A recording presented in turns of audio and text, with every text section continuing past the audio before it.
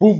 सो घबराहट तो हो रही होगी बहुत ज्यादा, है ना? एग्जाम पास आ गया, कल ही है, परसों ही है, किसी का कल है, किसी का परसों है। तो इसी घबराहट को खत्म करने के लिए हमने जो कंप्लीट करने थे क्वेश्चन, 50 क्वेश्चन हम यहाँ कर चुके थे, ठीक है। ये डिंग डिंग डिंग डिंग डिंग डिंग, यहाँ हमने जो टोटल 121 क्वेश्चन थे हमारे, मोस्ट इंपोर्टेंट 121 क्वेश्चन जो थे, उसके हम 50 क्वेश्चन कर चुके थे। बाकी जो बचे हुए हैं वो हम अभी खत्म कर देंगे इसी क्लास में। सारा खेल खत्म, पॉलिटी का खेल ही खत्म। इसके बाहर कुछ जाने का नहीं, कुछ आने का नहीं। यहाँ से आएगा कॉन्सेप्ट सारा यही रहेगा, थोड़ा सा वर्डिंग्स चेंज हो सकते हैं, मगर आपको सब कुछ आता होगा। थोड़ा सा दिमाग लगाना है, रिकॉल करना है कि क्या हमने देखा था। क्वेश्चंस ये देख लेने हैं बस, ठीक है। इनको गो थ्रू के जाना। पीडीएफ पड़ी हुई है टेलीग्राम पे, दोबारा डाल दी जाएगी अभी, ठीक है। इसकी क्लास खत्म होने के बाद दोबारा से पीडीएफ पूरी डाल दी जाएगी। बस ये जो इंपोर्टेंट्स, जो बहुत ज्यादा इंपोर्टेंट्स हैं, जो मैंने ये हाईलाइटेड यहाँ पे लिख रखे हैं, करा रखे हैं, स्क्रीनशॉट्स लगा रखे हैं, ठीक है। फोटोज आप स्क्रीनशॉट आप ले लीजिएगा, इनको पढ़ लीजिएगा। यहाँ से क्वेश्चन बननी बनने हैं। ये डीपीएसपी रहा, ठीक है। डीपीएसपी रहा, प्रेसिडेंट रहा, प्रेसिडेंट के जो आर्टिकल्स रहे, सुप्रीम कोर्ट के आर्टिकल्स रहे, इनसे क्वेश्चंस आने ही आने हैं, ठीक है। और ये जो ये आपके केसेस हैं, केसेस मोस्ट इंपोर्टेंट है, और बहुत ज्यादा प्रॉब्लम करते हैं केसेस, फिर भी हमने सारे केसेस यहाँ इंक्लूड कर रखे हैं। जो मोस्ट इंपोर्टेंट केसेस है वो कर रखे हैं, ठीक है। बाकी तो कहाँ से आयोग पूछेगा ये तो भाई आयोग जाने, हमें नहीं पता। बहरहाल हमने पूरी कोशिश की है कि सारा कुछ हम इसमें कंपाइल कर पाए, सारा कुछ पढ़ पाए, हर चीज से गो थ्रू हो पाए एक बार हम, ठीक है। जो हमने किया है और जो हम कर रहे हैं। और ये हमारी जो है आखिरी क्लास है।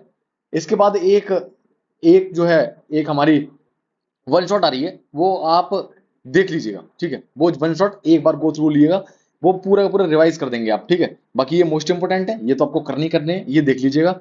सारी पीडीएफ से गो थ्रू जरूर लीजिएगा, ठीक है। पीडीएफ कहाँ मिलेगी आपको पता है, हमारे टेलीग्राम चैनल पे, ठीक है। तो ठीक है, हम अपने क्वेश्चन से स्टार्ट करते हैं जहां हमने रोका था, ठीक है। 50 क्वेश्चन हमने कर दिए थे। 50 के बाद आज हम यहाँ से 51 से करेंगे, ठीक है। आपने देखा है पीडीएफ बहुत ही बेहतरीन तरीके से बना रखी है, जो आपको समझ में आएगी, याद भी रहेगी, ठीक है। तो जल्दी जल्दी करते हैं इसको, बिना टाइम वेस्ट किए। आपका टाइम नहीं वेस्ट होना चाहिए, ठीक। एग्जाम है, और ऑल द बेस्ट अभी से भी, बाद में भी करेंगे हम। देखिए, अगला क्वेश्चन की बताइए कि किसने विधि द्वारा शासन, मतलब रूल ऑफ लॉ का अवधारणा दी थी, ठीक है। वो किसने दी थी? वो दी थी हमारी एवी डाइसी ने, ठीक है। रूल ऑफ लॉ को हम पहले भी बहुत बार डिस्कस कर चुके हैं, अभी फिर से बता देते हैं। रूल ऑफ लॉ यही है कि आप कोई भी अगर कानून के द्वारा ही कोई भी काम होगा, ठीक है। आपके ऊपर कोई केस होता है, कोई प्रोसीजर है, पुलिस आई अरेस्ट करेगी, तो वो जो प्रोसीजर बनाया गया है कानून द्वारा, ठीक है, वही फॉलो किया जाएगा, उसके अकॉर्डिंग ही काम होंगे, ठीक है। तो रूल ऑफ लॉ यही कहता है। तो इसके 3 प्रिंसिपल हैं, ठीक है, जो हमने लिख रखे हैं यहाँ पे। Supremacy of law, equality before law, और predominance of legal spread. Equality before law आप जानते हैं कि सभी को एक बराबर माना गया है, कोई भी छोटा बड़ा नहीं है, कानून के सामने सारे एक बराबर हैं, ठीक है। सुप्रीमेसी ऑफ लॉ, कानून सर्वोच्च है, उससे ऊपर कुछ भी नहीं है, ठीक है। सुप्रीम कोर्ट ने जो जजमेंट दे दिया वो सर्वोच्च है, जो कानून बना हुआ है वो सर्वोच्च है, ठीक है। संविधान से ऊपर कुछ भी नहीं है, सुप्रीमेसी ऑफ लॉ है। लॉ जो कानून बनाया है संसद द्वारा, ठीक है। अगला क्वेश्चन है हमारा, तो ये थे हमारे एविडेंसी जी, ये बनाकर गए हैं, चीजें तो अच्छी दी हैं, ठीक है। बाकी आप पीडीएफ को अच्छे से देखेंगे तो समझ में आएगा आपको, मैंने सारी चीजें इसमें दे रखी हैं, ठीक है। अगला क्वेश्चन है हमारा कि राज्यसभा के लिए चुने गए सदस्य के पद का कार्यकाल कितना होता है, मतलब उनका टेन्योर कितना होता है। तो वो राज्यसभा के लिए होता है 6 वर्ष, ठीक है। राज्यसभा टोटल मेंबर 245 होते हैं, 6 ईयर उनके टेन्योर होता है, 2 साल, हर 2 साल में एक तिहाई सदस्य होते हैं रिटायर हो जाते हैं उनके, ठीक है। नेक्स्ट है हमारा, किस अधिनियम द्वारा 1976, मतलब 42वें संविधान संशोधन द्वारा 1976 में 3 शब्द जोड़े गए थे, किसमें? प्रियम्बल में। कौन कौन से? सोशलिस्ट, सेकुलर और इंटीग्रिटी। ये 42 अमेंडमेंट द्वारा जोड़े गए थे, ठीक है। 42 अमेंडमेंट बहुत ज्यादा इंपॉर्टेंट है, इसको मिनी कॉन्स्टिट्यूशन भी कहते हैं, ये आप और हम सब जानते हैं, ठीक है। पूछा भी जाता है, इसलिए आपको बताया भी है बार बार। 42 अमेंडमेंट है सोशलिस्ट, सेकुलर और इंटीग्रिटी, यूनिटी एंड इंटीग्रिटी, ठीक है। ये वाले जो है शब्द जोड़े गए थे। पहले प्रियम्बल में सिर्फ सोवरेन डेमोक्रेटिक रिपब्लिक, बाद में क्या हो गया? Sovereign, socialist, secular, democratic Republic, ये सारा हो गया, ठीक है। प्रियम्बल को हमने अपनी वीडियोस में एक्सप्लेन किया है, अगर कंफ्यूजन हो तो वहां जाके देख लीजिएगा, ठीक है। प्रियम्बल की ऊपर डेडिकेटेड वीडियो बना रखी है हमने।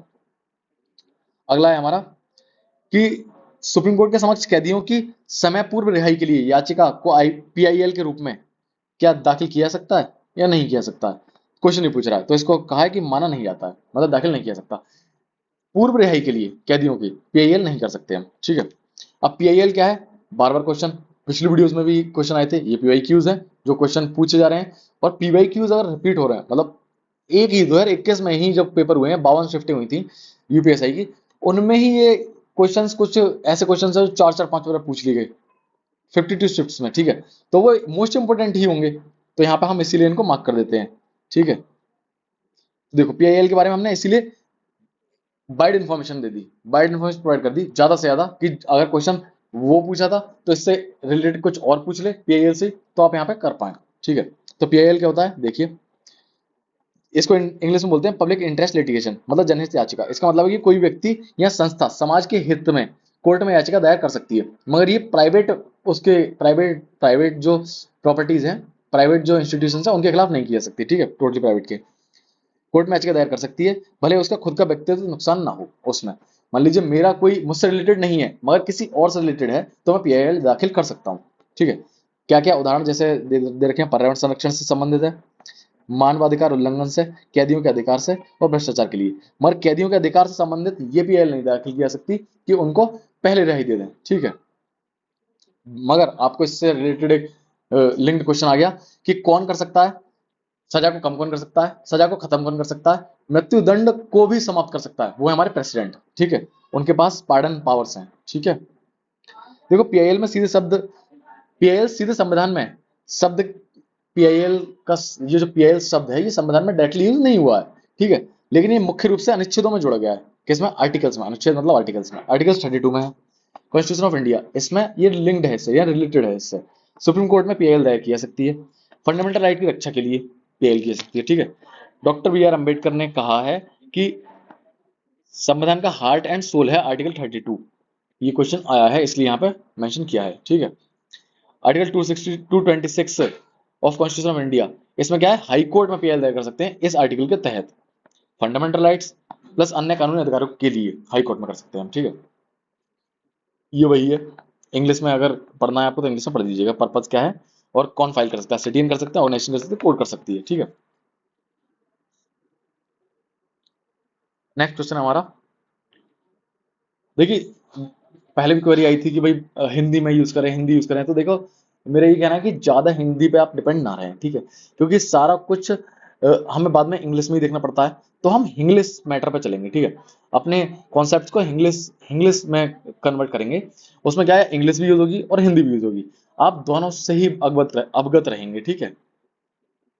देखिए ये हमारा अगला क्वेश्चन है, इंपॉर्टेंट क्वेश्चन है कि 1992 के 74वें संविधान संशोधन अधिनियम से भारतीय संविधान में क्या जोड़ा गया था, कौन सा भाग जोड़ा गया था, तो वो जोड़ा गया था पार्ट 9A। पार्ट 9A 74वें संविधान संशोधन से जोड़ा गया था 1992 में। अर्बन लोकल बॉडीज, ठीक है, इससे जुड़ी थी। और पार्ट 9 किससे संबंधित है, पंचायत से, जो 73वें संविधान संशोधन से जोड़ा गया था। पार्ट 9A म्यूनिसिपैलिटीज, जो 74वें से जोड़ा गया था। अर्बन लोकल बॉडीज, ठीक है। आर्टिकल कौन कौन से ऐड हुए थे इससे, आर्टिकल 243 पी से लेकर के 243 जेड जी तक, ठीक है। मेरी स्पीड थोड़ी तेज लग सकती है आपको, क्योंकि देखिए ना आपके पास टाइम है, एग्जाम है कल, ठीक है, आपके पास टाइम नहीं है, और मैं भी चाहता हूं कि आप उसको स्पीड बढ़ाकर देखें, उससे अच्छा है कि मैं ही अपनी स्पीड बढ़ा दूं, हल्की हो ही जाएगी टाइम के साथ में, मगर क्या है शुरुआत में थोड़ी एनर्जी रखनी पड़ती है ताकि आप भी जो है इंटरेस्ट से देख पाए। देखिए अगला क्वेश्चन है हमारा कि राजस्व, राजस्व राजस्व समझते हैं आप, मतलब रेवेन्यू, राजस्व उद्देश्यों के लिए सर्वेक्षण की वस्तु है, डैश सर्वेक्षण की वस्तु है, तो क्या है, ये राजस्व किसमें दिया हुआ है, ये क्या है, स्टेट लिस्ट में, ठीक है, स्टेट लिस्ट में। तो स्टेट लिस्ट, रेवेन्यू सर्वे, भूमि भूमि माप, भू राजस्व, यह स्टेट एंट्री 45 में आता है, ठीक है। नेक्स्ट क्वेश्चन है हमारा, केंद्रीय लोक सेवा आयोग की स्थापना किस वर्ष में हुई, मतलब central public service commission was setup in 1926। British सरकार ने ली कमीशन 1924 में, ली कमीशन आया था, उसकी सिफारिश पर क्या किया, 1926 में देखो पब्लिक सर्विस कमीशन बनाया, 1935 में फेडरल पीएससी बनाया, और 1950 में यूपीएससी, जो एक कॉन्स्टिट्यूशनल बॉडी है, ठीक है, ये बने थे। अगला क्वेश्चन है हमारा, अखिल भारतीय सेवाओं के सृजन का अधिकार किसके पास है, जो अखिल भारतीय सेवाएं हैं जैसे कि यूपीएससी वगैरह, तो इनका सृजन का वो किसके पास है पावर, वो है पार्लियामेंट के पास, भारत की संसद के पास में, ठीक है। आर्टिकल 312 राज्यसभा, अगर क्या कैसे कर सकते हैं इसको, तो आर्टिकल 312 में इसको दे रखा है, राज्यसभा अगर 2/3 मेजोरिटी से रेजोल्यूशन पास करे, ये राज्यसभा के पास पावर है, 2/3 मेजोरिटी से अगर रेजोल्यूशन पास करता है तो पार्लियामेंट नई ऑल इंडिया सर्विसेज बना सकती है यूपीएससी की तरह। ठीक है, देखिए जैसे आईएएस, आईपीएस एंड आईएफओएस। ठीक है, अगला क्वेश्चन हमारा, मुख्य निर्वाचन आयुक्त के पद का कार्यकाल क्या है? तो वो होता है 6 वर्ष का, 6 वर्ष या फिर 65 वर्ष की आयु प्राप्त करने तक। अगर उनकी आयु 65 वर्ष नहीं है, ठीक है, उनकी नियुक्ति आ जाएगी और उनकी आयु कितनी है, 64 वर्ष है, तो अगली बार अगले साल उनकी आयु 65 वर्ष हो जाएगी, तो उनको रिटायरमेंट हो जाएगा। अन्यथा जब तक उनकी 6 वर्ष कंप्लीट नहीं होंगे तब तक, दोनों में से एक होने पर हो जाता है। ठीक है, आर्टिकल 324 में ये मेंशन है इलेक्शन कमीशन के प्रोविजन से। अगला क्वेश्चन है हमारा, भारतीय संविधान की संघ सूची में मूल रूप से कितने विषय थे? तो मूल रूप से जो विषय थे वो 97 थे। ठीक है, और अब जो है चेंज हो चुके हैं। तो देखो यूनियन लिस्ट में 97, स्टेट लिस्ट में 66, कंकरेंट लिस्ट में 47। ठीक है, इनके बारे में डिटेल हमने पीछे दे रखा है। और ये लिस्ट की बात अगर मैं करूं तो ये लिस्ट हमने पिछली वीडियो में पूरी लिस्ट ही मेंशन कर दी थी। ठीक है, क्योंकि इन लिस्ट से पूछा डायरेक्टली कि बताइए ये सब्जेक्ट किस लिस्ट का है। देखिए कहाँ रही, ये रही लिस्ट, ये इसने पूछा था एटॉमिक एनर्जी किस में आएगा। तो एटॉमिक एनर्जी हमारा क्या आता है, इसमें यूनियन लिस्ट में आता है। ठीक है, ये रहा एटॉमिक एनर्जी, कहाँ है, ये परमाणु ऊर्जा। तो ये यूनियन लिस्ट में है। तो जो इंपॉर्टेंट थे जो पूछे गए हैं वो सारे लिस्ट हमने यहाँ पे मेंशन कर दी है। इसको स्क्रीनशॉट ले लीजिएगा, अदरवाइज आपको पीडीएफ प्रोवाइड की गई है पूरी की पूरी टेलीग्राम पर जाकर के देख लीजिएगा। ये पार्लियामेंट से रिलेटेड कुछ हमने फैक्ट दे दिए थे। ये कंकरेंट लिस्ट है पूरी, जिसमें education, forest, marriage, criminal law वगैरह वगैरह आते हैं। और ये स्टेट लिस्ट है, police, public order, public health, agriculture, land and land revenue, land form, ऐसे सारे सब्जेक्ट्स आते हैं। ये सारे सब्जेक्ट्स हैं, जो सब्जेक्ट स्टेट लिस्ट में आएंगे उस पर कानून सिर्फ और सिर्फ स्टेट बनाएगा। ठीक है, जो यूनियन में आएंगे उस पर यूनियन बनाएगा। और कंकरेंट लिस्ट के जो सब्जेक्ट्स हैं उस पर कानून हमारी स्टेट और यूनियन दोनों बना सकते हैं। ठीक है, तो ये पिछली वीडियो भी आपके लिए इंपॉर्टेंट है, क्योंकि मैं हर वीडियो में ऐसे एक्सप्लेन नहीं करूंगा। ठीक है, तो आपको वो देखते हुए चलना है पिछली वीडियोस को भी। और वीडियो की बात है भाई, छोटी वीडियो हम इसीलिए बनाते हैं ताकि आप देख पाएं। ठीक है, इंटरेस्ट के साथ। अगर अदरवाइज अगर हम लॉन्ग वीडियो बनाएंगे तो आप बोर होंगे, तो बोर ना हो, आप वीडियो देखें। इंपॉर्टेंट है कि आपके क्वेश्चंस डिलीवर हो पाए। ठीक है, अदरवाइज मैं इसको पूरी वन शॉट में कर सकता था। तो हम थे अभी यहाँ पे, देखिए ये जो लिस्ट थी हमने ऊपर अभी डिस्कस करी। बाकी अगला क्वेश्चन है हमारा कि भारतीय संविधान के अनुच्छेद 45 में जो परिवर्तन किया गया है किस संविधान संशोधन से किया गया है? तो वो किया गया है हमारा 86 कॉन्स्टिट्यूशनल अमेंडमेंट एक्ट, 86वें संविधान संशोधन अधिनियम से किया गया है। ठीक है, इसमें क्या है, राइट टू एजुकेशन से संबंधित बदलाव किए गए थे। 21A आर्टिकल जोड़ा था जिसमें लिखा है कि 6 से 14 वर्ष के बच्चों को मुफ्त और अनिवार्य शिक्षा प्राप्त होगी। 45 जोड़ा गया था, ये डीपीएसपी में है, जिसमें दे रखा है कि 6 वर्ष तक के बच्चों की अर्ली चाइल्डहुड केयर की जानी चाहिए। 51A के क्लॉज उसका माता पिता का कर्तव्य है कि बच्चों को शिक्षा दिलाएं। डीपीएसपी से बहुत क्वेश्चन पूछे जाते हैं, तो डीपीएसपी का हमने पूरा अभी दिखाया था कि हमने पूरा का पूरा एक आपको प्रोवाइड कर रखी है टेबल, आप उसको पढ़ लीजिएगा ध्यान से। इसमें और भी दे रखे हैं। 44th अमेंडमेंट किससे रिलेटेड था? तो ये इमरजेंसी पावर्स में बदलाव किया गया था इससे। 97th अमेंडमेंट से कोऑपरेटिव सोसाइटीज ऐड की गई थी। 42 अमेंडमेंट से 42 अमेंडमेंट से बहुत सारे चेंजेस हुए थे, और इसीलिए उन चेंजेस की वजह से हम इसको मिनी कॉन्स्टिट्यूशन भी कहते हैं। तो सीधे सीधे पूछ लिया था कि मिनी कॉन्स्टिट्यूशन किसे कहते हैं? तो 42वें संविधान संशोधन अधिनियम को कहते हैं। ठीक है, केंद्रीय जांच ब्यूरो किसके अधीनस्थ आता है ये बताइए? तो वो आता है हमारा मिनिस्ट्री ऑफ पर्सनल। अधीक्षण कह लीजिए या अधीनस्थ कह लीजिए या अंडर काम करता है ये कह लीजिए, वो कहते हैं मिनिस्ट्री ऑफ पर्सनल, मतलब कार्मिक मंत्रालय। ठीक है, या कार्मिक मंत्रालय। ये इसमें क्या है अभी, सेंट्रल ब्यूरो ऑफ इन्वेस्टिगेशन बात हुई है, तो ये department of personal and training DOPT के उसमें आता है, जो पीएमओ के अंतर्गत काम करता है, प्रधानमंत्री ऑफिस के। ठीक है, सीबीआई पर्सनल मिनिस्ट्री के, आईबी होम मिनिस्ट्री के, और रॉ रॉ हमारी जो एजेंसी है वो कैबिनेट सेक्रेटरीट के। ठीक है, अब ये कुछ शेड्यूल्स हैं, जब शेड्यूल से पूछा उसने बार बार क्वेश्चन, ठीक है, कि किस शेड्यूल में है, तो हमने शेड्यूल से दे रखा है। अगला क्वेश्चन हमारा ये है शेड्यूल का, यहाँ से हम इसके बाद इसको करेंगे। तो किस अनुसूची में नगर पालिकाओं की शक्तियां और जिम्मेदारियों से संबंधित प्रावधान है? तो वो हमारे दे रखे हैं 12th शेड्यूल में। ठीक है, 12th शेड्यूल बाद में ऐड किया गया था। पहले हमारे संविधान में मूलतः 8 अनुसूचियां थी जो बाद में बढ़ करके 12 कर दी गई। ठीक है, तो 74वें संविधान संशोधन 1992 में हुआ। इसमें 12 शेड्यूल जोड़ा गया जिसमें 18 सब्जेक्ट्स हैं, urban planning, roads, water supply, public health, slum investment जैसे, ठीक है, इंप्रूवमेंट जैसे। और ये शेड्यूल्स की बात हुई तो हम सारे शेड्यूल्स हमने मेंशन किए हैं। देखिए ये शेड्यूल्स, कंप्लीट चार्ट दे रखा है आपको। पहला शेड्यूल राज्य और केंद्र शासित प्रदेश की सूची है। दूसरे में राष्ट्रपति, राज्यपाल आदि के जो है वेतन भत्तों से रिलेटेड है। थर्ड शपथ और प्रतिज्ञा से रिलेटेड है। फोर्थ राज्यसभा में सीटों का आवंटन से रिलेटेड है। फोर्थ सीटों से आवंटन हो गया। फिफ्थ अनुसूचित क्षेत्र और जनजातियों का प्रशासन। सिक्स्थ स्पेशल, कुछ जो छोड़ दिए थे अनुसूचित क्षेत्र उनसे, जैसे कि असम, मेघालय, त्रिपुरा, मिजोरम, इनसे रिलेटेड है। ठीक है, इनके अनुशासन और प्रशासन से। सेवंथ यूनियन स्टेट एंड और कंकरेंट लिस्ट जो दे रखी है, फेडरल लिस्ट बोलते हैं इनको सीधा सीधा, जो लिस्ट अभी हम बात कर रहे थे वो 7th में दे रखी है। ठीक है, 8th संविधान में मान्यता प्राप्त भाषाएं, जो हमारी भाषाएं दे रखी हैं 22 भाषाएं उनसे संबंधित है। उसमें ये मेंशन की गई कौन कौन सी भाषाएं हैं। आगे भी अगर कोई भाषाएं ऐड होंगी तो इसमें ऐड होती रहती हैं। ठीक है, 9th न्यायिक समीक्षा से सुरक्षा।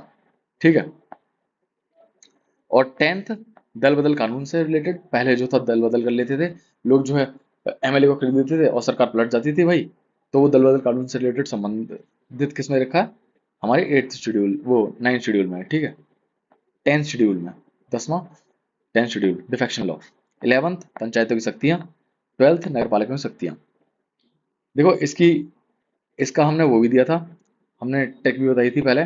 ठीक है, टीयर्स ऑफ ओल्ड पीएम, इसको इसी तरीके से तोड़ दीजिएगा। ठीक है, कैसे, ऐसे करके, टीयर्स ऑफ ओल्ड पीएम। इसकी हमने जो है वीडियो डाल रखी है, शॉर्ट वीडियो आपको मिल जाएगी। ये शॉर्ट वीडियो का उसी का ही हमने जो बना रखा है, पीपीटी बेस्ड डायग्राम आपको वो दिख रहा है। आप हमारे इसमें जाके देख सकते हैं, प्ले लिस्ट में जाकर के। ठीक है, देखिए 11 शेड्यूल 73वें संविधान संशोधन जोड़ा गया था जिसमें 29 सब्जेक्ट थे, पंचायती राज भी इसमें है। 12th शेड्यूल 74वें संविधान संशोधन 1992 में जोड़ा गया था, इसमें 18 सब्जेक्ट थे, म्यूनिसिपैलिटी से संबंधित है ये। ठीक है, 8th शेड्यूल लैंग्वेज से, पहले 14 लैंग्वेज थी, जो ही मैंने बोला 22 लैंग्वेज अब है। ठीक है, लास्ट में, सबसे लास्ट में अभी जो जोड़ी गई हैं वो 92वें संविधान संशोधन से 2003 में जोड़ी गई हैं, बोडो, डोगरी, मैथिली और संथाली।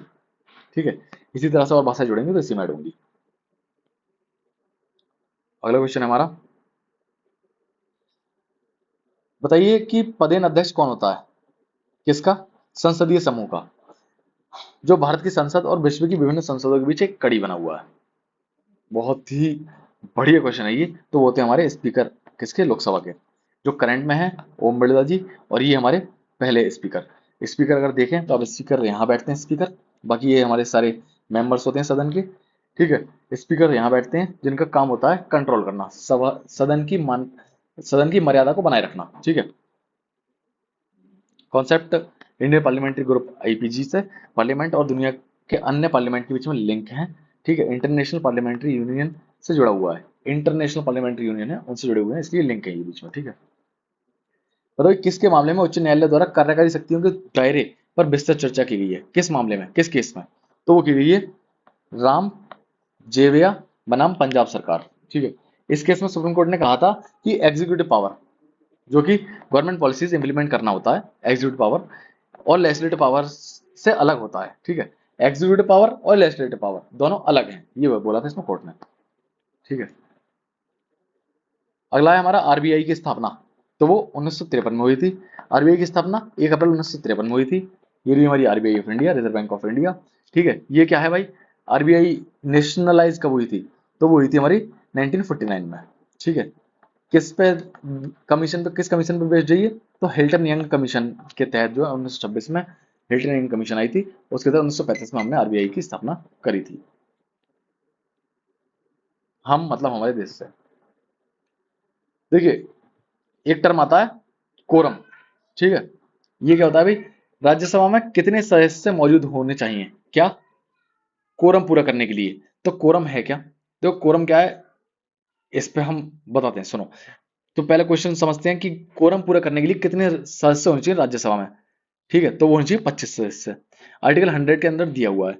ठीक है, कोरम मतलब कुल सदस्यों का 1/10। ठीक है, राज्यसभा की अधिकतम सदस्य संख्या अगर 250 है तो कोरम क्या होगा, 1/10 इसलिए 25। ठीक है, कोरम ये होता है, इसलिए कम से कम 25 सदस्य उपस्थित होने चाहिए। अगला क्वेश्चन है हमारा, केंद्रीय सतर्कता आयुक्त मतलब सेंट्रल विजिलेंस कमीशन की नियुक्ति कौन करता है, तो वो करते हैं president of India, central vigilance commissioner की। ठीक है, कौन करते हैं, हमारे प्रेसिडेंट ऑफ इंडिया।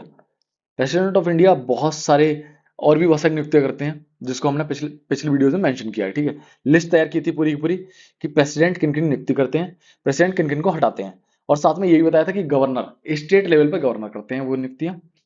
ठीक है, तो और वो सारी लिस्ट वहां पे मेंशन है, आप जाकर देख लीजिएगा, पीडीएफ जरूर देख लीजिएगा हमारी जाकर के। ठीक है, टेलीग्राम चैनल से हमारी जुड़ लीजिए, लिंक नीचे वीडियो में दे रखा है।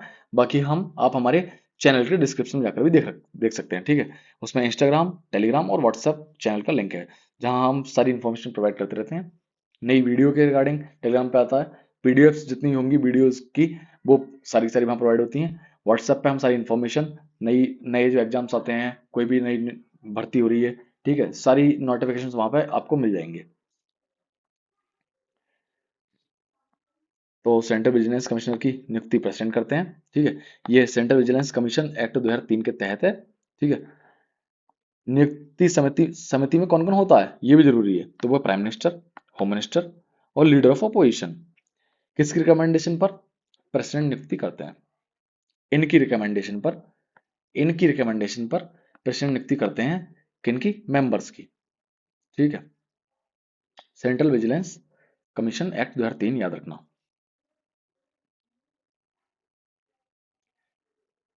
भारतीय संविधान का कौन सा अनुच्छेद भारत राज्य को किसी नागरिक या विदेशी को किसी भी प्रकार की उपाधि से सम्मानित करने से रोकता है, किसी भी प्रकार की उपाधि में सैन्य या शैक्षणिक विशिष्टता को छोड़कर। ठीक है, तो किसी उपाधि से संबंधित कौन सा आर्टिकल है हमारा जो उपाधियों को रोकता है, वो आर्टिकल 18 है। ठीक है, आर्टिकल 18 क्या करता है, एबोलिशन ऑफ टाइटल्स, राज्य कोई भी टाइटल नहीं दे सकता।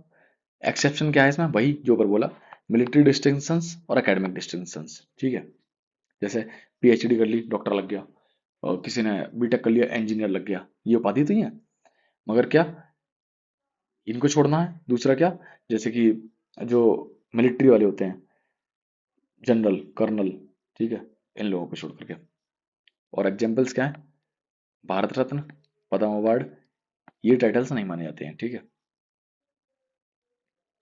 आर्टिकल 21 हमारा राइट टू लाइफ से संबंधित है, 19 फ्रीडम से संबंधित है, आर्टिकल 14 इक्वलिटी से संबंधित है।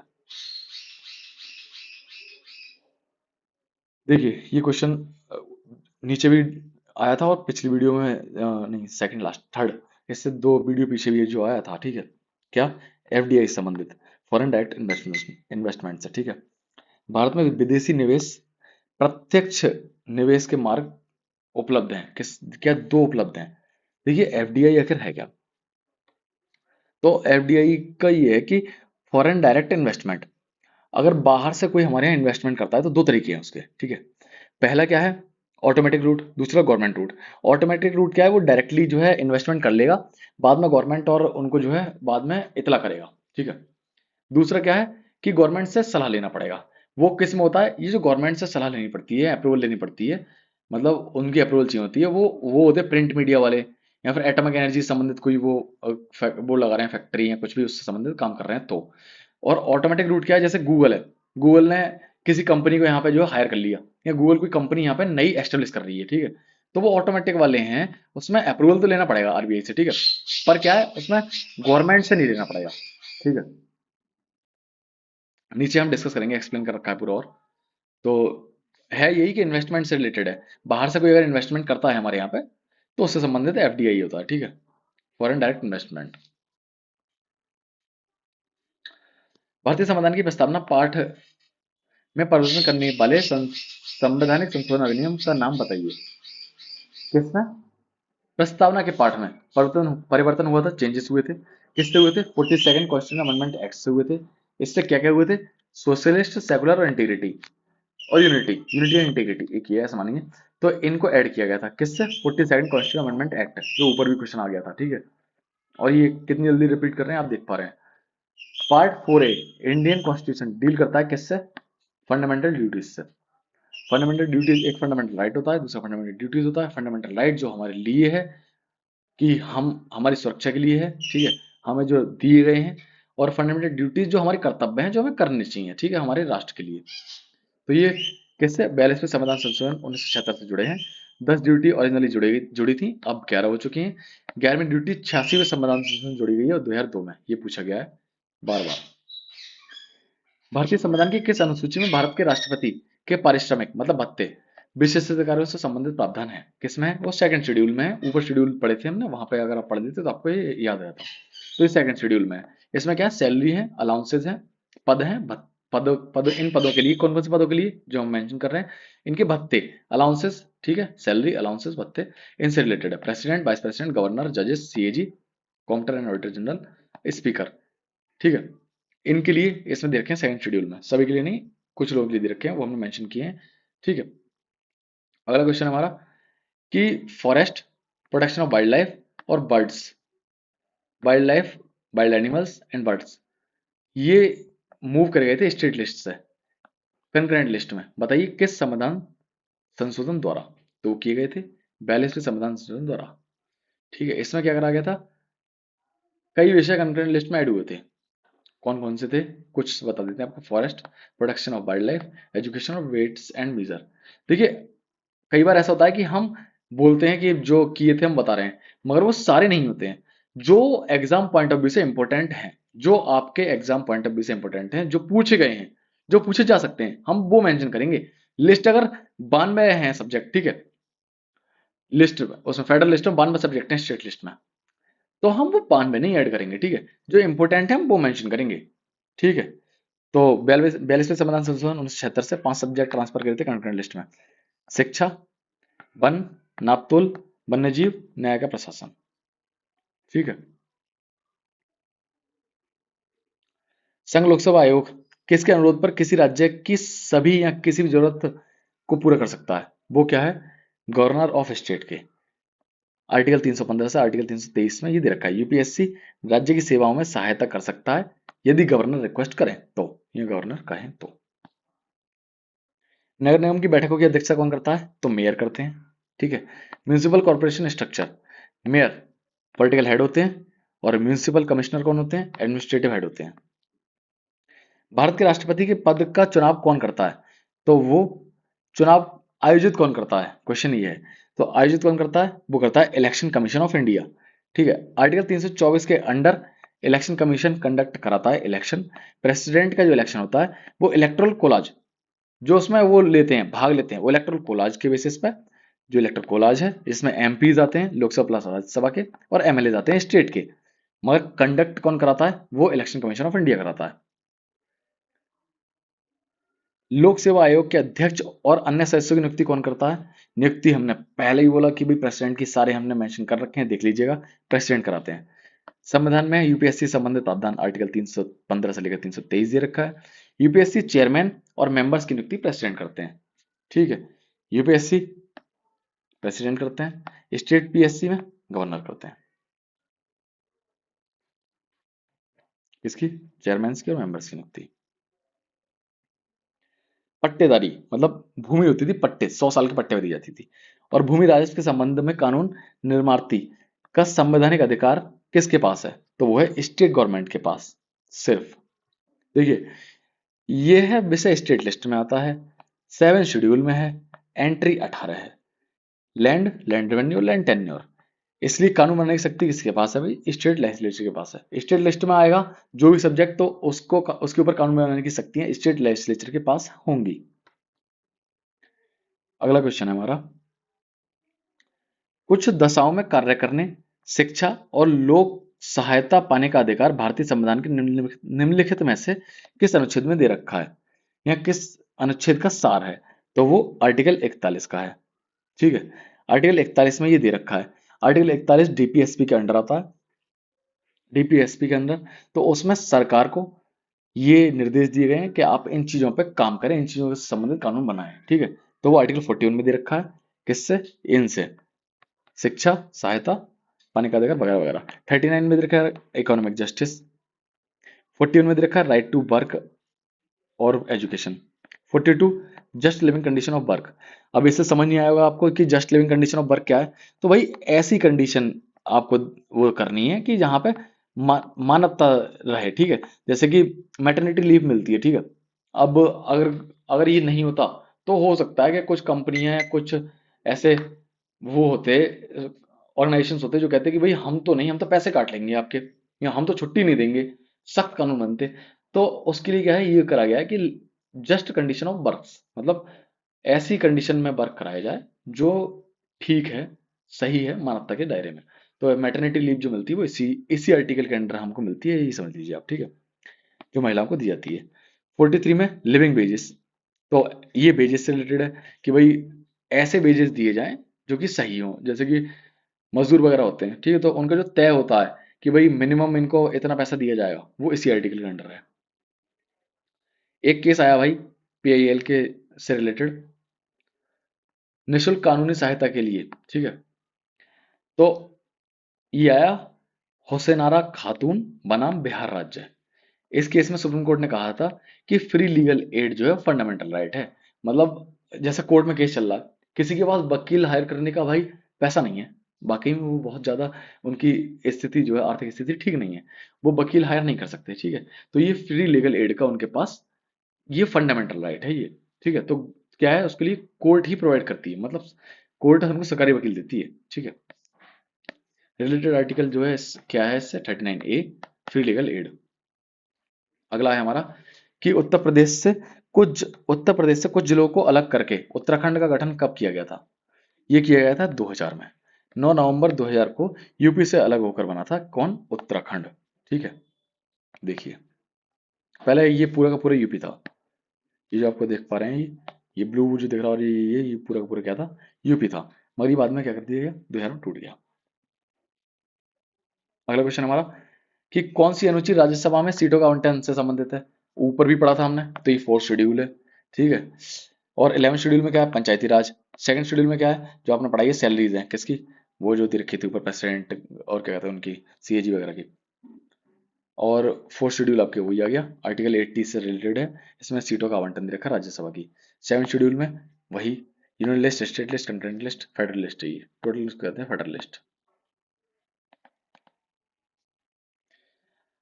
National human right commission setup हुई थी कब, 1993 में, ठीक है। एनएचआरसी की स्थापना protection of human right act 1993 के तहत हुई थी, और स्थापना भी हो गई थी 12 अक्टूबर 1993 को। एनएचआरसी में जो पोस्ट होती है चेयरपर्सन की, वो होते हैं हमारे फॉर्मर सीजीआई, ठीक है। मेंबर कौन होते हैं, सुप्रीम कोर्ट के जज होते हैं। और मेंबर्स कौन होते हैं, हाई कोर्ट के चीफ जस्टिस, ये मेंबर होते हैं, ठीक है। और चेयरपर्सन हमेशा फॉर्मर सीजीआई रहते हैं। अगला है हमारा कि मानवाधिकार दिवस कब कब मनाया जाता है। तो वो मनाया जाता है हमारा 10 दिसंबर को। 10 दिसंबर को क्यों, कि 1948 को यूएन जनरल असेंबली ने यूनिवर्सल डिक्लेरेशन करा था ह्यूमन राइट्स को अपना कर, ठीक है। इसलिए हर साल 10 दिसंबर को ह्यूमन राइट डे मनाया जाता है। अगला है हमारा यूनियन होम मिनिस्टर, क्या है ये, चेयरमैन है जोनल काउंसिल्स के। यूनियन होम मिनिस्टर क्या है, चेयरमैन है जोनल काउंसिल्स के। तो जोनल काउंसिल बनाए गए थे स्टेट यूनियन एक्ट 1956 के तहत। भारत में पांच जोनल काउंसिल बनाए गए थे, ठीक है। पोजीशंस क्या क्या थी इसमें, यूनियन होम मिनिस्टर चेयरमैन रहते हैं, चीफ मिनिस्टर मेंबर रहते हैं, और गवर्नर स्पेशल इनवाइटी रहते हैं। ये स्ट्रक्चर रहता है। तो इसका क्वेश्चन सीधा याद रखना कि क्षेत्रीय परिषद के सर्वमान्य अध्यक्ष कौन होते हैं, तो वो होते हैं हमारे केंद्रीय गृह मंत्री। देखिए अगला क्वेश्चन है, किस अंग्रेजी राजनीतिक वैज्ञानिक ने उद्देशिका को भारतीय संविधान की कुंजी कहा था। उद्देशिका, प्रेमबल को बहुत सारे लोगों ने बहुत कुछ कहा है, ठीक है, जो इंपॉर्टेंट है हम यहाँ बता रहे हैं। तो प्रेमबल को की नोट ऑफ द कॉन्स्टिट्यूशन किसने कहा, सर अर्नस्ट बेकर ने, ठीक है। एन ए पालकी वाला हैं, उन्होंने क्या कहा, एंटिटी कार्ड ऑफ कॉन्स्टिट्यूशन बोला। के एम मुंशी ने पॉलिटिकल होरोस्कोप बोला। ठीक है।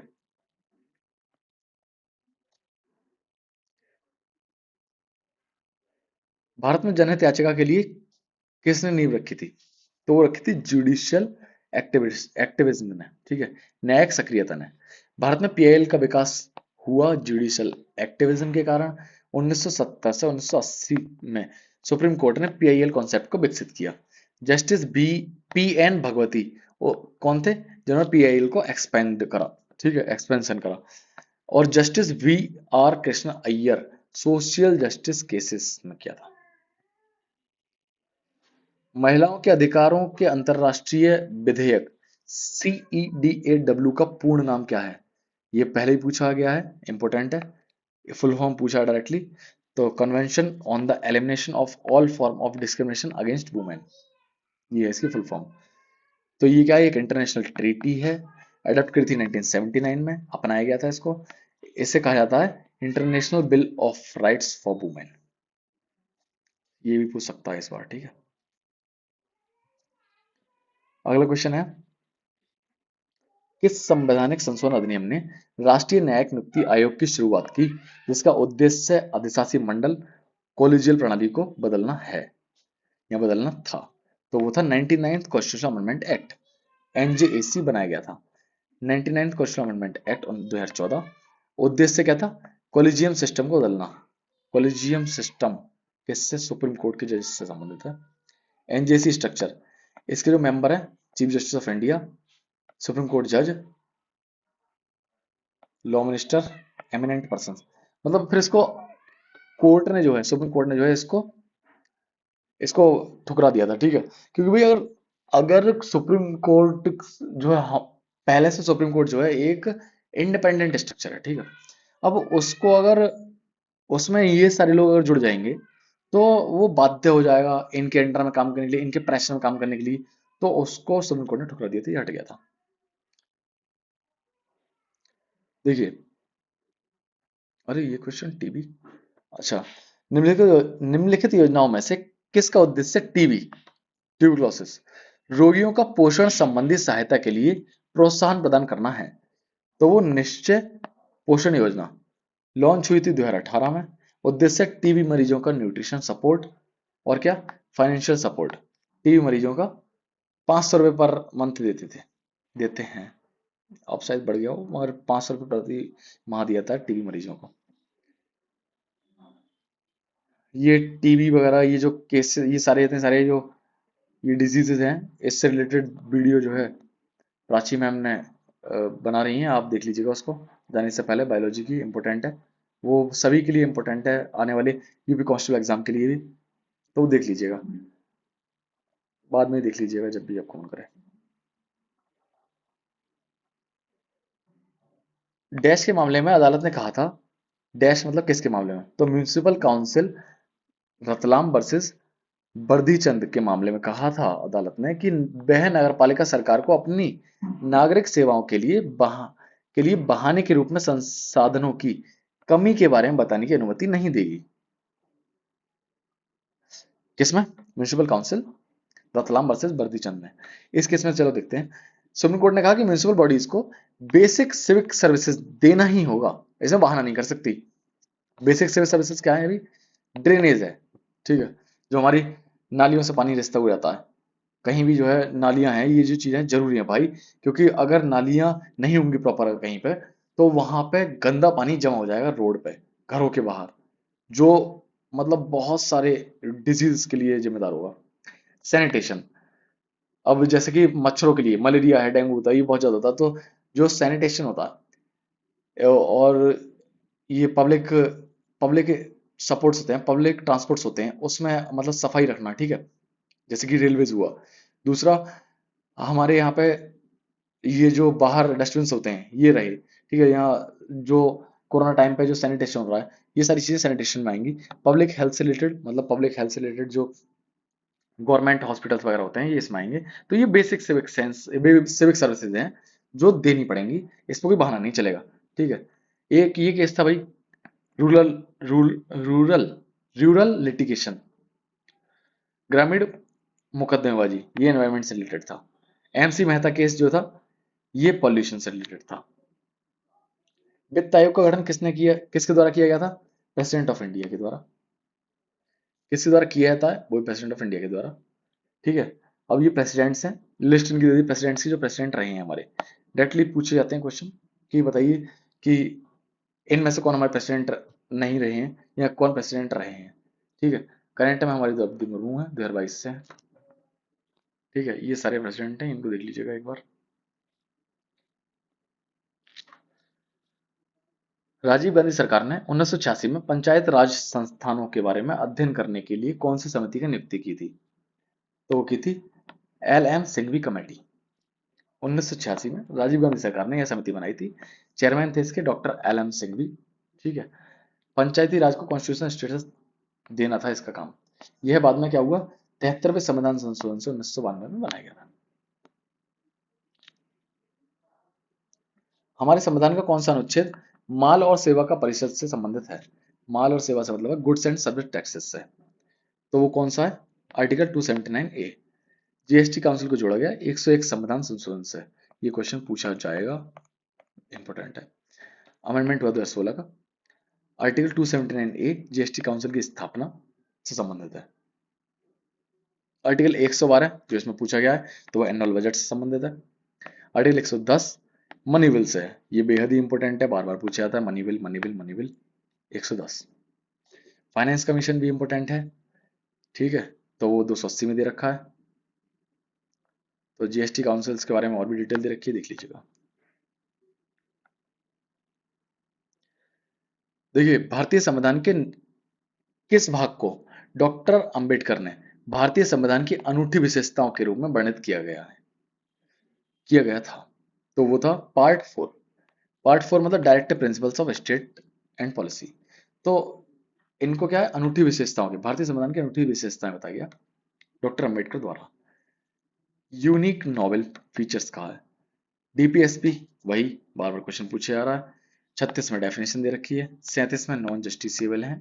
ठीक है, 38 में सोशल ऑर्डर से रिलेटेड है, 39 में इकोनॉमिक जस्टिस से रिलेटेड है, 40 में पंचायत से रिलेटेड है, 41 में राइट टू वर्क है। ये जो 40 दे रखा है पंचायत से रिलेटेड, पंचायत हमारे संविधान में हमेशा से नहीं था, मूलतः नहीं था, इसको डीपीएसपी में रखा था जरूरत पड़ने पर बनाने के लिए। तो 40वें संविधान 40वें आर्टिकल को देख करके पंचायतों का गठन हुआ। ठीक है, 97th क्वेश्चन, राष्ट्रीय सुरक्षा अध्यादेश 1980 को लागू करने के लिए राष्ट्रपति की संतुष्टि की न्यायिक समीक्षा का प्रश्न किसके मामले में आया? तो ए के रॉय वर्सेस यूनियन के। इस केस में सुप्रीम कोर्ट ने क्या कहा था कि प्रेसिडेंशियल सेटिस्फैक्शन जुडिशियल रिव्यू के अंतर्गत आ सकती है, ये सुप्रीम कोर्ट ने कहा। भारत में अध्यक्ष किसके भाई? स्पीकर, उपाध्यक्ष, डिप्टी स्पीकर के पद किस प्रावधान के तहत सृजित हुए? तो वो हुए थे भाई गवर्नमेंट ऑफ इंडिया एक्ट 1919 के तहत। किसके? स्पीकर और डिप्टी स्पीकर के पद। 1919 एक्ट मॉन्टेग्यू चेम्सफोर्ड रिफॉर्म था। इसमें पहली बार क्या हुआ, स्पीकर सिस्टम इंट्रोड्यूस किया गया था। 1919 में स्पीकर इंट्रोड्यूस हुआ था। 1935 में प्रोविंशियल एनाटॉमी आया, ऑटोनॉमी आया। 1950 में कॉन्स्टिट्यूशन अडॉप्ट किया गया था। भारतीय संविधान का निम्नलिखित में से कौन सा अनुच्छेद भारत में चुनाव कराने के लिए निर्वाचन आयोग को अधिकार देता है? तो आर्टिकल 324 अधिकार देता है निर्वाचन आयोग को चुनाव कराने के लिए भारत में। Article 324 election commission of India की पावर्स से रिलेटेड है। Lok Sabha election, Rajya Sabha election, state assembly election, president election, ऊपर ही भी क्वेश्चन आया था, वाइस प्रेसिडेंट इलेक्शन। तो ये इलेक्शन कमीशन की जो है पावर्स हैं, ये सारे कराता है इलेक्शन कमीशन का हमारा साइन ये रहा, याद रहेगा आपको, देखा ही होगा आपने कहीं ना कहीं। भारतीय संविधान का निम्नलिखित में से कौन सा अनुच्छेद संसद के सदस्यों को विशेष अधिकार से संबंधित है? तो संसद के सदस्यों को जो विशेष अधिकार दे रखा है वो वो अनुच्छेद किस अनुच्छेद में दे रखा है? तो 105 में दे रखा है। पार्लियामेंट के मेंबर्स को प्रिविलेज देता है, विशेष अधिकार देता है। पार्लियामेंट में फ्रीडम ऑफ स्पीच, उनको फ्रीडम देता है स्पीच की, बोलने की फ्रीडम।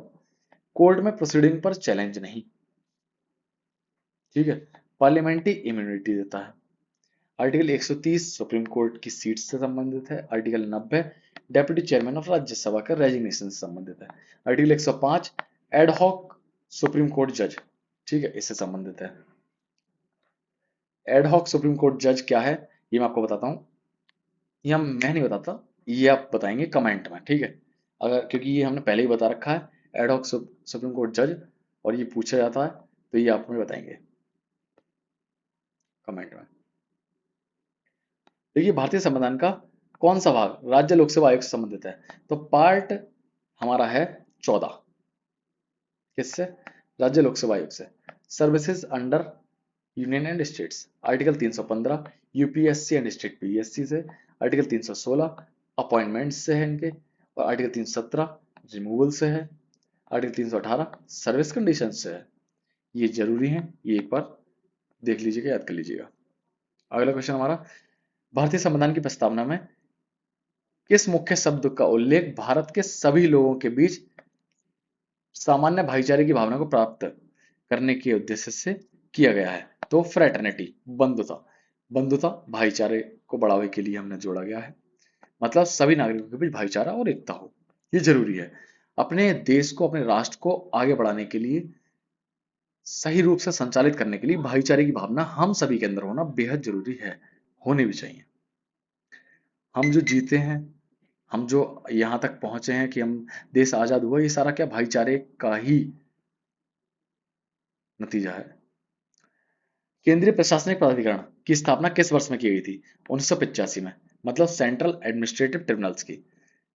तो ये 1985 में बनाया गया था, 1985 में एक्ट आया था, एडमिनिस्ट्रेटिव ट्रिब्यूनल्स एक्ट, उसके तहत 42वीं संविधान संशोधन 1976 के बाद, ठीक है। क्वेश्चन नंबर 104, किसके पास भारत के मुख्य केंद्रीय सूचना आयुक्त को हटाने की शक्ति है, प्रेसिडेंट के पास है। प्रेसिडेंट के पास बहुत सारी शक्तियां हैं, अभी हम डिस्कस करेंगे। राइट टू इंफॉर्मेशन एक्ट 2005, ठीक है, रिमूवल अथॉरिटी प्रेसिडेंट है, लेकिन इंक्वायरी सुप्रीम कोर्ट करता है इसकी। प्रेसिडेंट सिर्फ क्या करेंगे, हटाएंगे। प्रेसिडेंट कहेंगे कि भाई हम इनको हटाते हैं, ठीक है, लिख करके सिग्नेचर करेंगे प्रेसिडेंट, मगर इंक्वायरी कौन करेगा, सुप्रीम कोर्ट करेगा। देखिए प्रेसिडेंट की पावर्स हमने फिर यहाँ मेंशन की है, बार बार पूछा जा रहा है, इसलिए जरूरी है कि भाई आप पहुंचे, पिछली वीडियो में नहीं पहुंचे, मगर हमारा तो ये कायदा बनता है, ये फर्ज बनता है कि हम आप तक पहुंचा दें जो पिछली वीडियो का इंपॉर्टेंट डेटा है। तो ये है प्रेसिडेंट द्वारा की जाने वाली मुख्य नियुक्तियां। प्रेसिडेंट अपॉइंट करते हैं प्राइम मिनिस्टर को, गवर्नर को, सीजीआई को, चीफ जस्टिस ऑफ इंडिया को, सुप्रीम कोर्ट के जजेस को, हाई कोर्ट जजेस को, अटॉर्नी जनरल को, सीएजी को, यूपीएससी के चेयरमैन को, इलेक्शन कमिश्नर्स को, और फाइनेंस कमीशन को, उनके फाइनेंस कमीशन के सदस्य को। प्रेसिडेंट द्वारा हटाए जाते हैं, रिमूवल बाय प्रेसिडेंट, तो अटॉर्नी जनरल, प्रेसिडेंट, गवर्नर, वो अटॉर्नी जनरल प्रेसिडेंट द्वारा हटाए जाने वाले पद, ये तो वाइस प्रेसिडेंट है, ठीक है। एक मिनट रुको।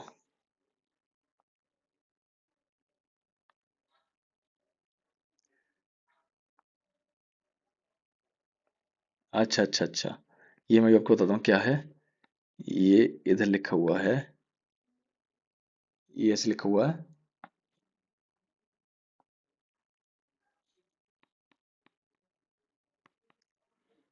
ठीक। वो नीचे प्रेसिडेंट लिख गया था, प्रेसिडेंट इधर लिखना था, उसके बाद अटॉर्नी जनरल इधर दूसरी साइड में लिखना था, वो नीचे आ गया था, उसको डी अरेंज था, वो अरेंज करना भूल गया था मैं। तो अटॉर्नी जनरल, ठीक है, अटॉर्नी जनरल को, गवर्नर को, यूपीएससी चेयरमैन को, इलेक्शन कमिश्नर को, सीएजी को, सुप्रीम कोर्ट के जजेस को, हाई कोर्ट को के जजेस को, और चीफ इंफॉर्मेशन ऑफिसर कमिश्नर को, ठीक है, इनको हटाते हैं प्रेसिडेंट। अगला क्वेश्चन है हमारा, रायतू साधिकारा संस्था के माध्यम से किस राज्य सरकार ने शून्य बजट पर प्राकृतिक कृषि कार्यक्रम लागू किया था, तो किसने करा था, आंध्र प्रदेश ने करा था। आंध्र प्रदेश को आप जानते हैं, ये हमारा इंडिया का मैप, ये हमारा स्ट्रक्चर है। वैसे तो मैं इसमें जोड़ना चाहूंगा, ये पाकिस्तान भी हमारा ही है ठीक है, मगर हाँ कोई नहीं, मैं इसको परमानेंट जोड़ना चाहूंगा, कोई नहीं, ठीक है। ये आंध्र प्रदेश रहा, ठीक है, तो इन्होंने करा था शून्य बजट में। इसके उद्देश्य क्या थे भाई, रासायनिक खेती कम करना, केमिकल वाली, प्राकृतिक खेती को बढ़ाना, ठीक है, जैविक खाद वाली, किसानों की लागत कम करना, ठीक है। तो आंध्र प्रदेश सरकार ने लक्ष्य रखा था 100% नेचुरल फार्मिंग स्टेट बनाना, ठीक है। केस था ये। भारतीय संविधान में संपूर्ण भारत के किसी भी हिस्से में निवास करने और बसने का अधिकार किस अनुच्छेद में दे रखा है? आर्टिकल 19 में दे रखा है हमारे। कहीं भी बसने का, कहीं भी रहने का अधिकार। ठीक है। आर्टिकल 19(1)(e) क्या कहता है? सिटीजन्स को अधिकार देता है भारत में किसी विभाग में रिसाइड और सेटल होने का। ये बहुत जरूरी है। ये फ्रीडम्स के आर्टिकल्स डायरेक्टली पूछे जाते हैं तो हमने मेंशन किए। 19(1)(a) स्पीच से है, 1(b) असेंबली से है, 1(c) एसोसिएशन से है, 1(d) मूवमेंट से है, मतलब घूमने फिरने से है, 1(e) रेसाइड करने से मतलब बसने से है, 1(g) प्रोफेशन से है। इसकी मैंने ट्रिक बताई थी शॉर्ट वीडियो में, आप जाके देखेंगे। मैं आपको बताता हूँ कि हमको अधिकार दिया गया 1(a) में बोलने का। जब बोलने का दिया गया तो हम भाई इकट्ठा होंगे, अब बात सभा करेंगे, ठीक है, पीसफुली सभा करेंगे। जब सभा करेंगे, जब लोग मिलेंगे तो हम क्या बना लेंगे? एक संगठन बना लेंगे वहां पे। जब हम संगठन बना लेंगे तो भाई घूमने भी जाएंगे। जब हमारा ग्रुप बन जाता है घूमने जाते हैं, घूमेंगे भी, घूमने का अधिकार मिला। जब हम घूमेंगे, हमें कोई जगह अच्छी लग गई तो हम वहां पे क्या जाएंगे? बस जाएंगे, घर खरीद लेंगे। जब हम वहां घर खरीद लेंगे, बस जाएंगे, तो भाई सिर्फ रहने से काम थोड़ी चलेगा, कमाना भी पड़ेगा। तो हमको प्रोफेशन, काम करने का अधिकार है 19(1)(g) में। ये ट्रिक है। इस तरीके से आप सीक्वेंस वाइज इसको कर सकते हैं। एफ गायब है इसमें, एफ हटा दिया गया है, ठीक है। और अगला क्वेश्चन है हमारा, 74वें संविधान संशोधन कब लागू हुआ था? तो हुआ था 1 जून 1993 को। अर्बन लोकल बॉडी से संबंधित है। पार्ट 9 ऐड हुआ था और शेड्यूल 12 शेड्यूल ऐड हुआ था। राज्यसभा में राज्यों को आवंटित सीटें किस पर आधारित होती हैं? तो पॉपुलेशन पर आधारित होती हैं। जो राज्यसभा में सीटें होती हैं वो कैसे आवंटित होती हैं? वो होती हैं पॉपुलेशन पे, मतलब जनसंख्या के ऊपर। तो 4th शेड्यूल में दे रखा है, ये राज्यसभा में सीटें एलोकेट होती हैं 4th शेड्यूल में ऐड होती हैं। तो आर्टिकल 80 इससे संबंधित है, ठीक है। राज्यसभा सीटें तय होती हैं राज्यों की पॉपुलेशन के आधार पर। भारत में अंतरराज्यीय परिषद के अध्यक्ष कौन होते हैं? तो प्राइम मिनिस्टर ऑफ इंडिया होते हैं। अंतरराज्य परिषद का मतलब इंटर स्टेट काउंसिल। इसके जो अध्यक्ष होते हैं वो प्राइम मिनिस्टर ऑफ इंडिया होते हैं। आर्टिकल 263 इंटर स्टेट काउंसिल बनाना इससे संबंधित है। सेंटर और स्टेट के बीच कोऑर्डिनेशन बनता है इससे, ठीक है। पूछा है कि केंद्र के पास जो अवशिष्ट शक्तियां होती हैं वो कहां से ली गई हैं? किस देश से ली गई हैं? किस देश से हमने उठाई हैं? तो उठाई है हमने कनाडा से। भारत में रेसिडुअरी पावर्स हैं वो सेंटर्स के पास हैं। देखिए, ये क्वेश्चंस पूछे जाते हैं। जो क्वेश्चंस पूछे जाते हैं जो इंपॉर्टेंट है, हमने उस पर शॉर्ट भी बना रखा है, ठीक है। ये शॉर्ट जो है उसका ही पीपीटी का यहाँ पे ये लगा रखा है इमेज, ये आप जाके देख सकते हैं, एक्सप्लेन कर रखा है। इसमें सारे हैं कि ब्रिटेन से कौन लिए गए हैं, ब्रिटेन से कौन कौन से लिए, एकल नागरिकता, संसदीय प्रणाली कानून। जापान से किया गया है अभी विधि द्वारा स्थापित प्रक्रिया, ठीक है। और जर्मनी से किया गया है आपातकाल, सारे के सारे। फ्रांस से क्या लिया गया? प्रस्तावना में स्वतंत्रता, समानता और बंधुता की, ये सारे वर्ड यूज हुए हैं, फ्रांस से लिए गए हैं। कनाडा से मजबूत, हमारा सेंटर जो है मजबूत, ये वहां से ली गई है। ऑस्ट्रेलिया से क्या ली गई है? संघीय व्यवस्था के लिए संवर्ती सूची ली गई है, ठीक है। उसमें व्यापार वाणिज्य के प्रावधान लिए गए हैं। और आयरलैंड से हमने लिए नीति निर्देशक डीपीएसपी, जो बार बार पूछे जा रहे हैं ऊपर, आपने देखा था, ठीक है।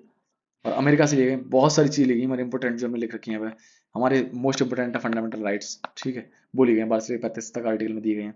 न्यायपाल की स्वतंत्रता ली गई है, न्यायिक पुनरावलोकन की ली गई है, सुप्रीम कोर्ट की कानून को रद्द करने की शक्तियां। ये बहुत जरूरी है और ये बहुत ही बढ़िया चीज है कि सुप्रीम कोर्ट के पास ये ताकत है कि वो कानून को रद्द कर सकती है, ठीक है।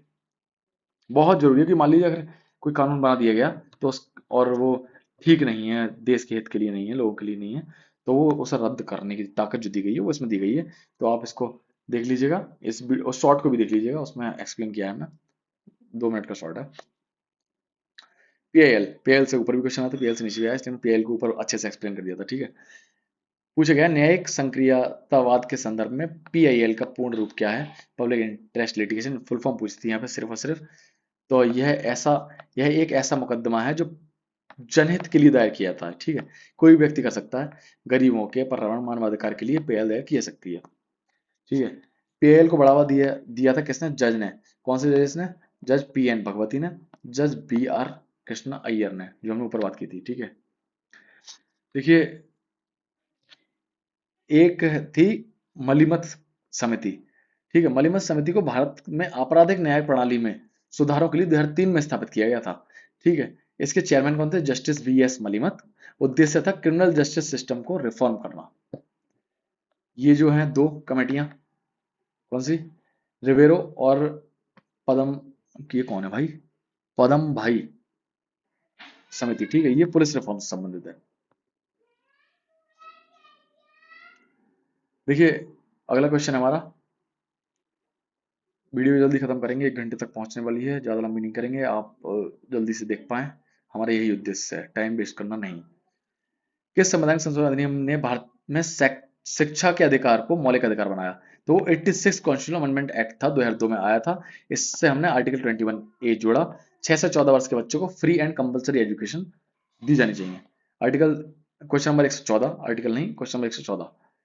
तो ये कहता है कि भाई मुस्लिम महिला को दंड प्रक्रिया संहिता 1973 की धारा 125 के तहत इद्दत अवधि से परे भरण पोषण का अधिकार प्राप्त है। इसे किस मामले में? तो ये मोहम्मद अहमद खान वर्सेस शाहबानो बेगम के मामले में सर्वोच्च न्यायालय द्वारा निर्धारित किया गया था।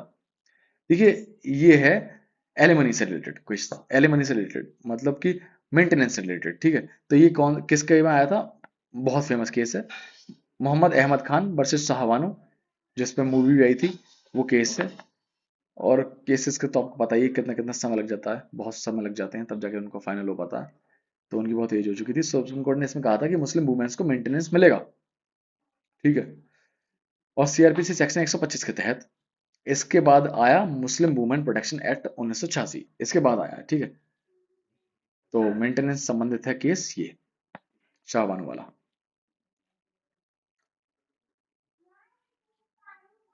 राष्ट्रपति और उपराष्ट्रपति के चुनाव के विवादों का निर्णय लेने का मूल, अनन्य और अंतिम अधिकार किसके पास है? तो वो है हमारे सुप्रीम कोर्ट के पास में।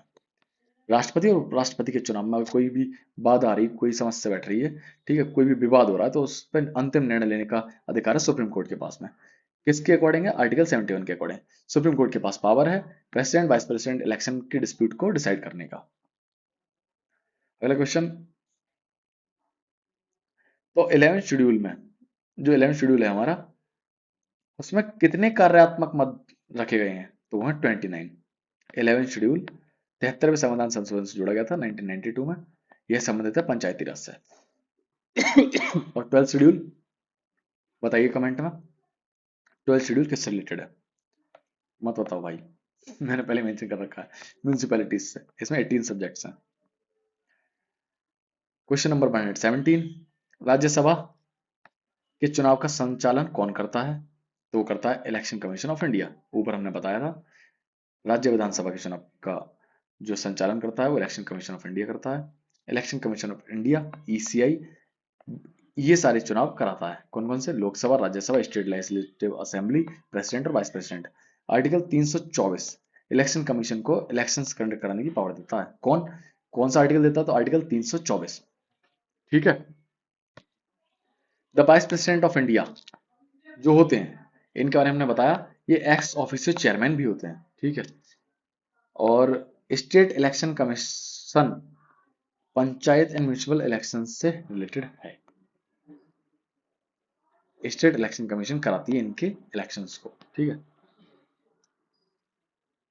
भारतीय संविधान का कौन सा अनुच्छेद राष्ट्र को अंतरराष्ट्रीय शांति और सुरक्षा को बढ़ावा देने का निर्देश देता है? मतलब अगर राष्ट्र को कोई भी निर्देश दिया रहा है, कोई भी निर्देश दिया गया तो वो डीपीएसपी में दिया गया है, ठीक है। तो article 51 DPSP of article 51 of DPSP क्या निर्देश देता है राज्य को? कि इंटरनेशनल पीस मूवमेंट रखें, इंटरनेशनल पीस को प्रमोट करें, इंटरनेशनल लॉ को रिस्पेक्ट करें और आर्बिट्रेशन द्वारा डिस्प्यूट सॉल्व करें।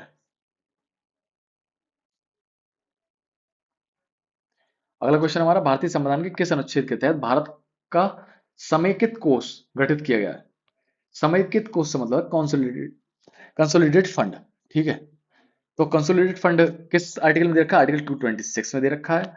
तीन फंड के बारे में बताता है इसमें आर्टिकल 226 हमें, consolidated fund of India, public account of India और स्टेट कंसोलिडेटेड फंड। देखो कंसोलिडेटेड फंड है क्या? यह भारत सरकार का सबसे महत्वपूर्ण और सबसे बड़ा बैंक खाता, यह कोष है। सरकार को मिलने वाला लगभग सारा का सारा पैसा यह इसी निधि में जमा होता है और सारा खर्चा जो होता है वो भी यहीं से होता है, ठीक है। तो कंसोलिडेटेड फंड इसमें जमा होते हैं, क्या क्या कौन कौन जमा होते हैं, कहाँ से आता है इसमें पैसा? टैक्सेस से आता है, गवर्नमेंट लोन से आता है, गवर्नमेंट रेवेन्यू से आता है। गवर्नमेंट का मुख्य खजाना है ये, इस फंड से पैसा पार्लियामेंट की अप्रूवल के बिना निकाला जा सकता है। ठीक है, तो इसमें हमने कॉन्स्टिट्यूट फंड चूंकि इंपॉर्टेंट है, तो इसके रिगार्डिंग हमने पूरा का पूरा आपको पीपीटी प्रोवाइड किया है। देखो ये भारत संचित निधि आर्टिकल 226 में दे रखा है, पूरी जानकारी है इसमें। 226 में, 226(1) में पैसा कहाँ से आता है, तो डायरेक्ट टैक्स से आता है, इनडायरेक्ट टैक्स से आता है। इनडायरेक्ट टैक्स का मतलब जीएसटी हो गया हमारा, डायरेक्ट टैक्स का मतलब इनकम टैक्स हो गया हमारा। गैर कर राजस्व आरबीआई सरप्लस, रेलवे वगैरह से जो आता है, सरकार द्वारा लिए गए ऋण, गवर्नमेंट लोन, उनसे आता है। ठीक है, इसमें पैसा आता है, यहाँ आ गया पैसा, ये आ गया हमारा। अब यहाँ से दिया जाता है। ठीक है, कैसे निकलता है, तो संसद की अनुमति से निकलता है। किस किस काम के लिए, शिक्षा, रक्षा, स्वास्थ्य और सरकारी योजनाओं के लिए संसद की अनुमति चाहिए होती है। कहाँ नहीं चाहिए होती है संसद की अनुमति, तो केवल संसद में चर्चा चाहिए होती है, मतदान नहीं होता है, अनुमति इसका मतलब।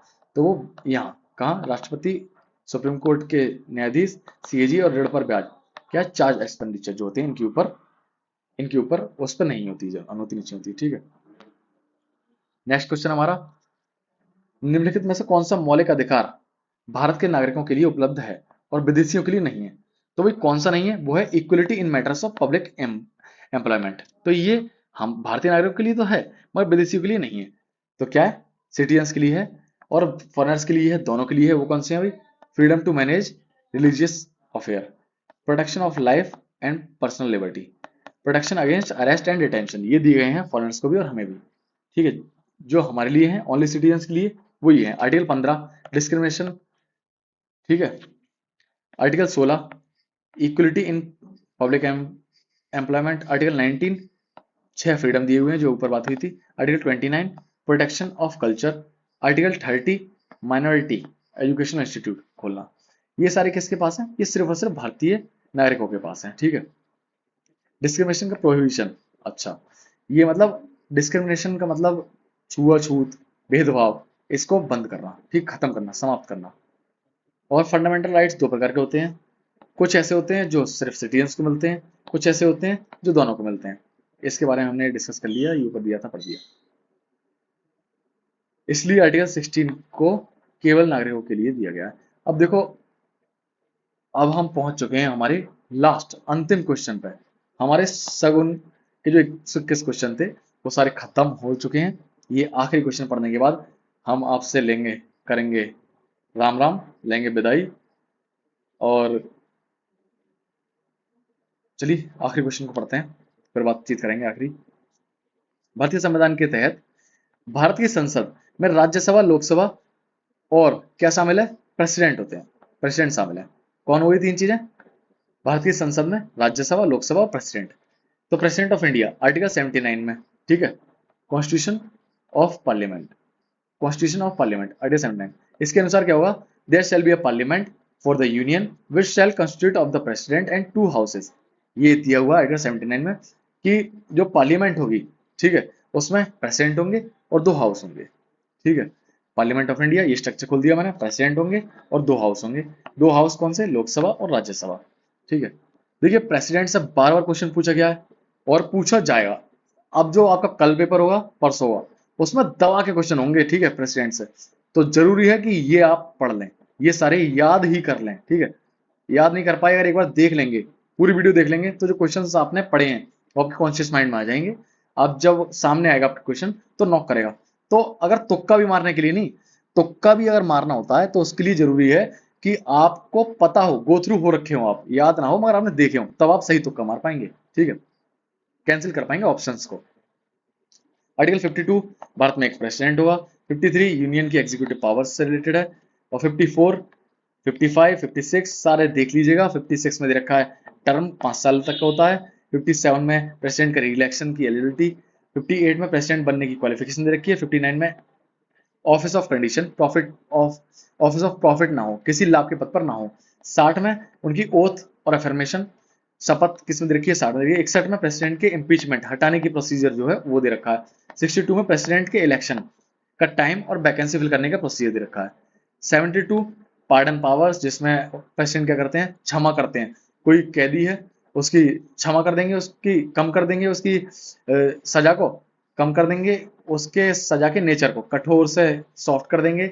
और मृत्युदंड को भी क्षमा करने की पावर किसके पास है, राष्ट्रपति के पास है। तो ये इसमें दे रखा है। 73 यूनियन एग्जीक्यूटिव पावर के बारे में है 74 प्रेसिडेंट को काउंसिल मिनिस्टर एड और एडवाइस देती है, ये दे रखा है। 75 प्राइम मिनिस्टर और काउंसिल ऑफ मिनिस्टर की अपॉइंटमेंट। प्राइम मिनिस्टर का जो दे रखा है वो यही आर्टिकल 75 ही मानिए आप। 76 अटॉर्नी जनरल के बारे में है कि अपॉइंट करते हैं कौन, प्रेसिडेंट करते हैं। 77 गवर्नर ऑफ इंडिया के एग्जीक्यूटिव एक्शंस प्रेसिडेंट के नाम पर किए जाते हैं। 78 प्राइम मिनिस्टर की duties toward president, prime minister क्या कहते हैं सारा बताएंगे कि क्या क्या हुआ, वो प्रेसिडेंट को बताएंगे। तो जो मोस्ट इंपोर्टेंट वो आर्टिकल्स हैं, ठीक है, प्रेसिडेंट से रिलेटेड, वो शॉर्ट में आपको देख लीजिए। एग्जिस्टेंस 52 में है, इलेक्शन 54 में है, उनका टेन्योर कार्यकाल 56 में है, क्वालिफिकेशन उनकी 58 में दे रखी है, ओथ शपथ दे रखी है 60 में, इम्पीचमेंट 61 में दे रखी है, हटाने की प्रक्रिया पार्डन क्षमा पावर्स उनकी 72 में दे रखी है, काउंसिल ऑफ मिनिस्टर मतलब जो है 74 में नियुक्ति करते हैं, ऑर्डिनेंस 123 में दे रखा है, बिल ऑर्डिनेंस पास करने का, नेशनल इमरजेंसी जो लगाते हैं वो 352 में, ठीक है। बाकी ये हुआ आपका कंप्लीट। मुझे तो आप जानते ही हैं, मोहित सिंह आपका भाई, पॉलिटी पढ़ाने वाला, पॉलिटी समझाने वाला। बाकी ये हमारा टेलीग्राम का चैनल है, आप इसको लिंक को इससे स्कैन करके ज्वाइन कर सकते हैं। हमारे टेलीग्राम के चैनल को आप हमारे बायो में जाकर के, हमारे डिटेल जो दे रखी है चैनल की, उसमें जाकर के आप टेलीग्राम की लिंक लगी हुई है, वहां आप क्लिक करके पहुंच जाएंगे, जहां आपको ये पूरी पीडीएफ, जहां हमने ये सारे क्वेश्चंस जो डिस्कस किए हैं, ये पूरी पीडीएफ में अभी 5 मिनट बाद डाल दूंगा वीडियो अपलोड होने के, आप वहां देख पाएंगे। और ये थी आपकी प्रहार सीरीज, और आज हमने प्रहार सीरीज को खत्म किया है, ठीक है। और ये हमारे सारे फैकल्टी जिन्होंने बहुत मेहनत के साथ आपको प्रहार सीरीज में पढ़ाया, सारे क्वेश्चंस कंप्लीट कराए, ठीक है। और ये रहा मैं, और हम आगे आपको मिलते रहेंगे, हमारे चैनल से जुड़े रहिएगा। हम जल्दी ही हमारे चैनल पे यूपी कांस्टेबल से रिलेटेड सीरीज शुरू करेंगे।